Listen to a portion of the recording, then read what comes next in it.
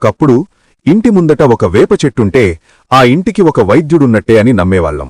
ఉదయాన్నే ఆ గాలి పీలిస్తే ఊపిరితిత్తులకు బలం, ఆ పుల్లతో పళ్ళు తోమితే వజ్రాల్లాంటి దంతాలు.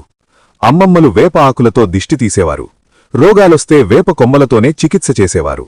మన పండుగలు, మన సంస్కృతి, ముఖ్యంగా మన ఉగాది పచ్చడి ఆ వేప పూత లేనిదే సంపూర్ణం కాదు. కాని ఈరోజు అందరికీ ఆరోగ్యాన్ని పంచిన ఆ విశ్వామిత్రుడికే ప్రాణసంకటమొచ్చింది. పచ్చగా ఉండాల్సిన కొమ్మలు ఎండుకట్టెల్లా మారిపోతున్నాయి. మన కళ్లముందే మన ఆత్మీయ నేస్తం ప్రాణం వదులుతుంటే చూడలేకపోతున్నాం. పర్యావరణం దెబ్బతినడం వల్లో, కాలం మారడం వల్లో తెగులు సోకిన వేపమ్మ ఈరోజు మన సహాయం కోసం ఎదురుచూస్తోంది.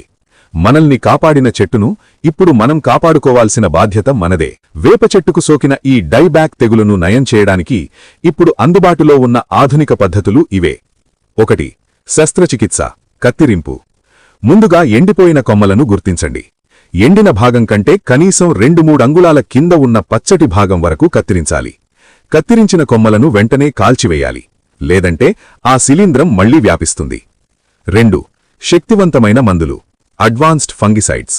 సాధారణ మందుల కంటే ఇప్పుడు అడ్వాన్స్డ్ మందులు బాగా పనిచేస్తున్నాయి. 1. నేటివో. ఇందులో టెబుకొనజోల్ ప్లస్ ట్రైఫ్లాక్సిస్ట్రోబిన్ ఉంటాయి. మోతాదు: 1 గ్రాము పొడిని 1 లీటరు నీటిలో కలపాలి.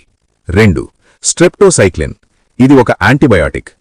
6 గ్రాముల ప్యాకెటును 30 లీటర్ల నీటిలో కలిపి పైన చెప్పిన నేటివోతో కలిపి పిచికారీ చెయ్యాలి. 3. మొదలు వద్ద రక్షణ, సాయిల్ అప్లికేషన్. చెట్టు లోపలి నుండి బలం రావడానికి 1. Trichoderma viride.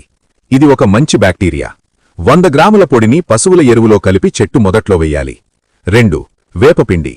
చెట్టు చుట్టూ పాదు తీసి కిలో వేపపిండి వేయడం వల్ల వేర్లకు బలం చేకూరుతుంది. 3. ట్రంక్ ఇంజెక్షన్, పెద్ద చెట్ల కోసం.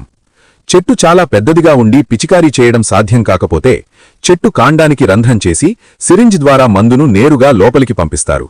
దీనిని నిపుణుల సమక్షంలో చేయడం మంచిది. వేప చెట్టు కేవలం ఒక వృక్షం కాదు, అది మన ప్రాణవాయువు, మన ఆరోగ్యం, మన సంప్రదాయం. ఈ చిన్న చిన్న జాగ్రత్తలు తీసుకుంటే మళ్లీ వచ్చే ఉగాదికి ఆ వేపమ్మ నిండుగా పూతపూస్తుంది. మన ఇంటి వైద్యుణ్ణి మనం కాపాడుకుందాం, పచ్చని పర్యావరణాన్ని భావితరాలకు అందిద్దాం.